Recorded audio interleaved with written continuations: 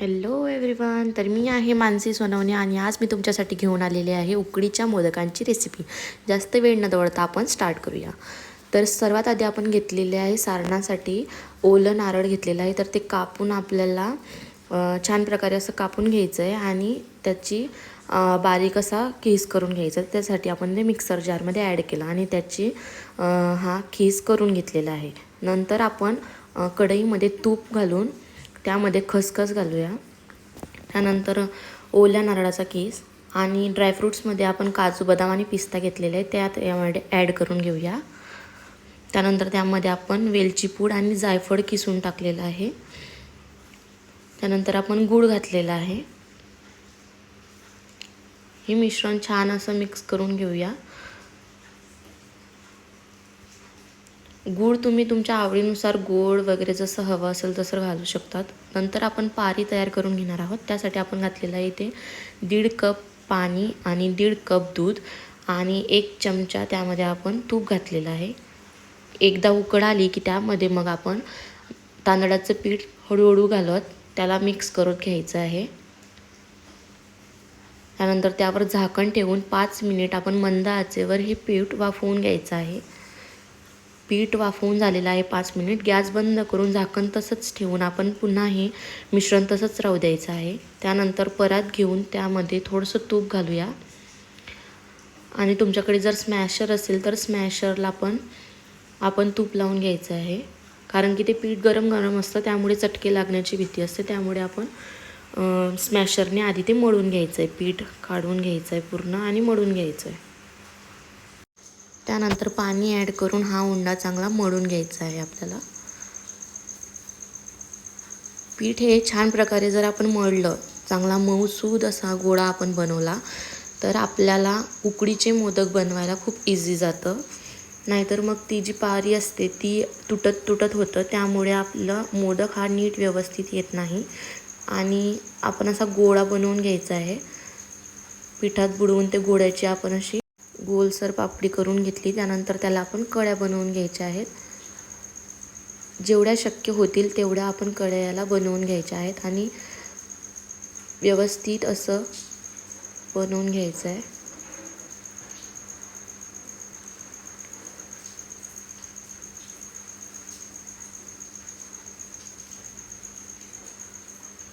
छान मळून घ्यायचा आहे तो गोळा, जेणेकरून त्याच्या पाकळ्या आहेत त्या सुटसुटीत नीट व्यवस्थित येतील आणि आपला मोदक हा छान कळीदार दिसेल. त्यामध्ये आपण सारण भरून घेऊया.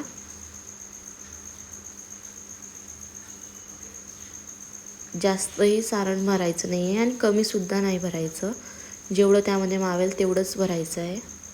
आपण जर जास्त सारण भरलं तर ते मोदकातून बाहेर येतं आणि आपला मोदकला तडा जातात. त्यामुळे आपण नीट व्यवस्थितच त्यामध्ये ॲड करायचं आहे. हे बघा, अशा प्रकारे आपला हा मोदक एक बनवून रेडी झालेला आहे. तुम्ही हाताने गोल पापडी न बनवता जर पोळपाटावर पण लाटून घेतली तरी चालेल. त्यानंतर आपण परत एक मोदक तयार करणार आहोत. तर तो आपण साचा यूज करून करूया. त्यासाठी कारण की काही जणांना प्रॅक्टिस नसते त्यामुळे हा मोदक त्यांना जमत नाही. त्यासाठी आपण इथे साच्याचा यूज करून घेणार आहोत. त्यासाठी त्याला आपण आधी तूप लावून घेऊया.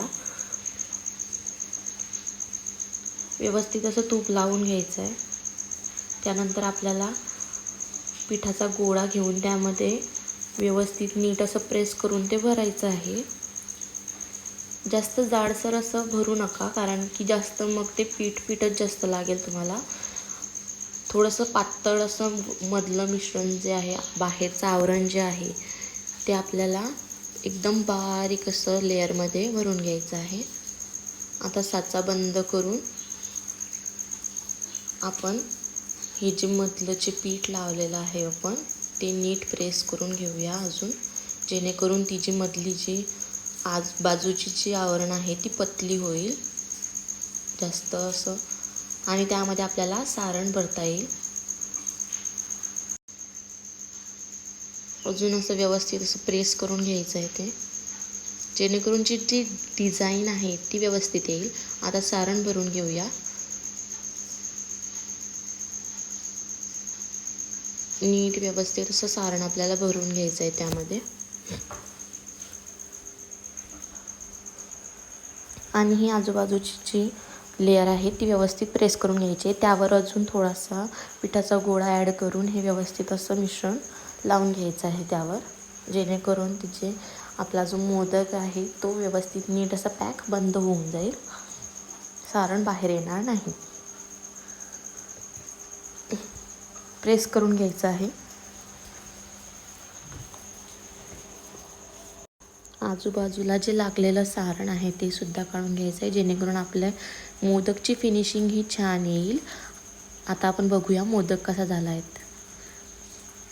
मस्तच. तर तुम्ही बघू शकता की साच्याने सुद्धा तुम्ही खूप छान प्रकारे असा उकडीचा मोदक तयार करू शकता. तर बघा, ज्यांना सवय नसेल त्यांनी आधी साच्याचा उपयोग करून पण करू शकतात.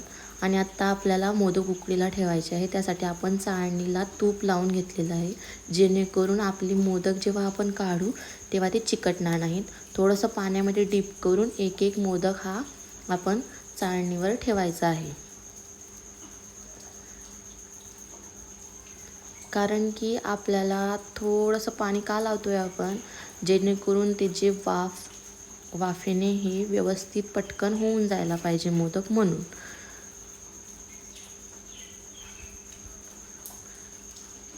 तर बघा, आपले मोदक हे आपण इथे पाणी ठेवलेलं आहे ते गरम करून घ्यायचं आहे आधी आपल्याला, प्रीहीट करून घ्यायचं. आणि मग नंतर त्यामध्ये चाळणी ठेवायची आहे आणि झाकण ठेवण्याआधी आपल्याला त्यावर केसरची एक एक काडी अशी ठेवायची आहे, जेणेकरून त्याचं छान दिसतं. म्हणून आपण एक एक केसरची काडी त्यावर ठेवून घेऊया.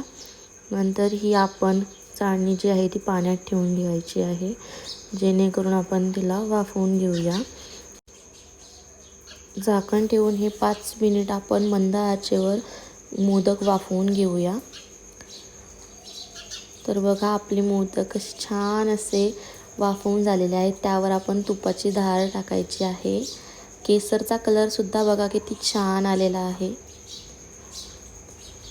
ही आपण साच्याने बनवलेली आहेत मोदक.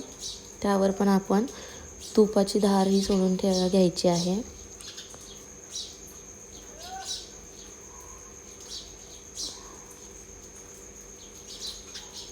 तर बघा, ही आपण कढी पद्धतीने करून मोदक बनवलेले आहेत आणि ही आपण साच्याने बनवलेली मोदक. तर बघा, कशी वाटली रेसिपी. गणपती बाप्पा मोरया.